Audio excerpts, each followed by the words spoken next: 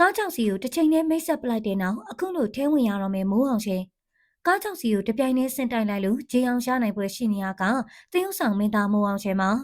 မိုးအောင်ရင်ကိုတော့မြန်မာနိုင်ငံမှာဆွဲဆောင်ရအမှုပညာရှင်ဖြင့်သတ်မှတ်ထားကြတာဖြစ်ပါတယ်။ဘာလို့လဲဆိုတော့မိုးအောင်ရှင်ဟာရုပ်ရှင်မင်းသားလုံယုံနေမကပါဘူး။အစွန်တော်ပကြီးဆရာဒီဂျေဘာညာကွိကွအစုံလုပ်တတ်တာဖြစ်ပါတယ်။ဒါကြောင့်လေမိုးအောင်ရှင်ကိုဆွဲဆောင်ရအမှုပညာရှင်ဖြင့်သတ်မှတ်ထားကြတာဖြစ်ပါတယ်။မိုးအောင်ရှင်ဟာအားလုံးသိကြတဲ့အတိုင်းကန်နဝေဆိုတော်ကြီးအောင်ရင်ရဲ့သားဖြစ်ပါတယ်။အောင်ရင်ဟာမြန်မာနိုင်ငံရဲ့ကန်နဝေဆိုတော်လူယုံလူရေးကြီးဆိုပေမယ့်မိုးအောင်ရင်တော့ဟော့ရှော့သူ့လုပ်ချင်တာလုပ်တတ်တဲ့သူမျိုးဖြစ်ပါတယ်။မိုးအောင်ရှင်ဟာဘာညာသုံးဖို့လို့လဲထဲကူချင်းအောင်ပူတာပါ။အခုတော့မိုးအောင်ရှင်ကအဖေမေရှိရဲ့အင်္ဂလန်နိုင်ငံကိုမလိုက်သွားပဲမြန်မာနိုင်ငံမှာပဲသူ့ချစ်သူကာမလေးနဲ့ပျော်ပျော်ပါးပါးနေနေတာပါ။မနေ့ကတော့မိုးအောင်ရှင်ဟာဘာတစ်ခုကနေပြန်လာကား6စီးစလုံးကိုစင့်တိုက်ချသွားတာဖြစ်ပါတယ်။ဒါကြောင့်လေအခုအခါမှာတော့မိုးအောင်ရှင်ကိုသက်ဆိုင်ရာကစစ်ဆေးမေးမြန်းနေပြီးအချိန်နေမကောင်းရင်ဂျင်းအောင်ရမယ်လို့ပြောတန်ကြားနေရတာလေးဖြစ်ပါတယ်။တချို့ကတော့ပြန်လွတ်လာမယ်လို့လည်းဆိုပါတယ်